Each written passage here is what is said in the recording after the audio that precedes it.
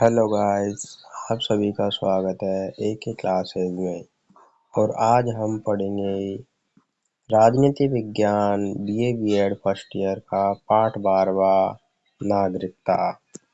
तो देखते हैं, आगे चलते हैं।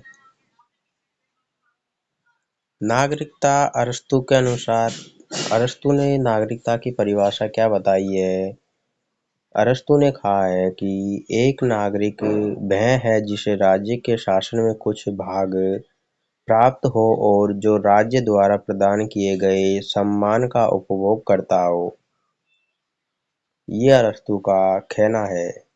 और ये बटन का सिद्धांत है। बटन के अनुसार नागरिक समाज के वे सदस्य होते हैं जो कुछ विशेष कर्तव्य द्वारा समाज से बंधे हो, जो समाज के नियंत्रण में रहते हो और जो समाज द्वारा प्रस्तुत सुविधाओं का निरंतर रूप से उपभोग करते हो।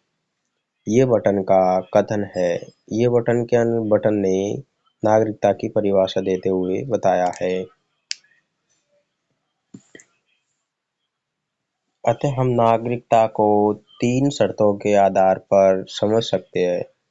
पहली है राज्य की सदस्यता, यानी कि राज्य की सदस्यता ग्रहण करना। नागरिक बनने के लिए यह आवश्यक है कि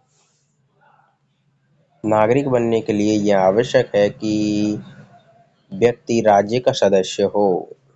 व्यक्ति किसका सदस्य होना चाहिए भैया? राज्य का। राज्य की सदस्यता नागरिकता की प्रथम शर्त है।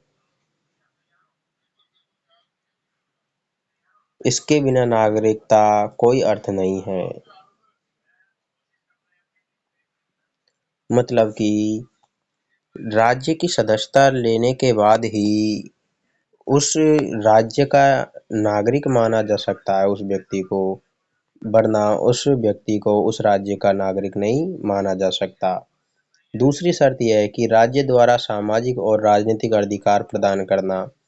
कोई भी व्यक्ति किसी भी राज्य की रा, राज वो ने राज ना,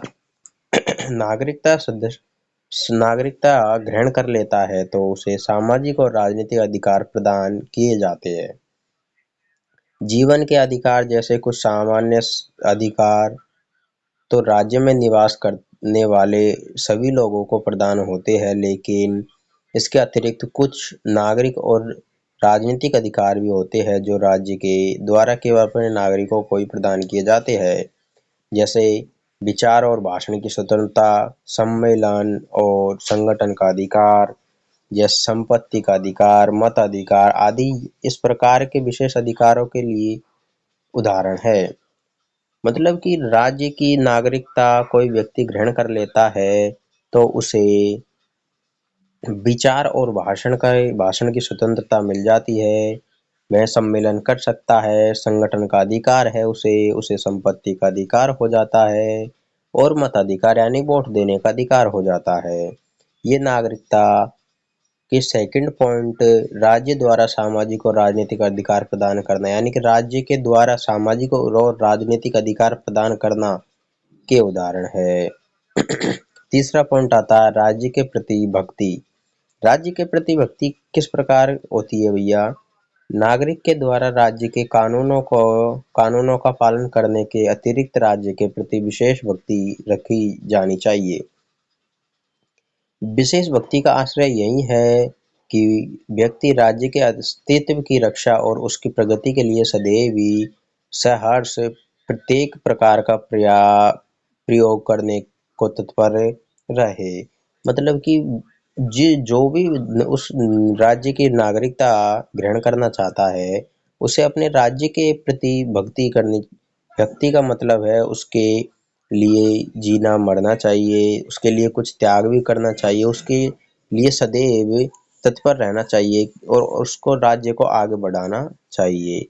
तो ये है आज का अपना टॉपिक नागरिकता। तो मिलते हैं कल क्लास में। जय हिंद, जय भारत।